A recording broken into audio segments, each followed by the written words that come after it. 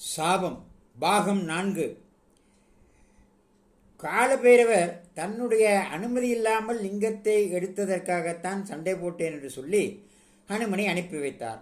ஆனால் அதே சமயம் அனுமனுக்கு தன்னுடைய அனுமதியின்றி லிங்கத்தை காட்டிக் கொடுத்ததற்காக கருடனுக்கும் பள்ளிக்கும் சாபத்தை வழங்கினார் காலபைரவர். இந்த காசியில் எங்கும் நீங்கள் இருவரும் இருக்கக்கூடாது என்று சாபம் கொடுத்தார்.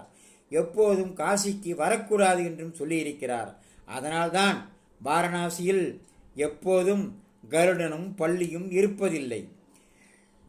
காலபைரவருடைய அனுமதி இல்லாமல் அனுமனுக்கு சுயம்புலிங்கத்தை கருடனும் பள்ளியும் காட்டிக் கொடுத்ததால் ஏற்பட்ட கோபம் காலபைரவர் கருடனுக்கும் பள்ளிக்கும் சாபமிட்டு இந்த காசியில் நீங்கள் இருக்கக்கூடாது என்றார். அன்றிலிருந்து இன்று வரை காசியில் கருடனும் கிடையாது,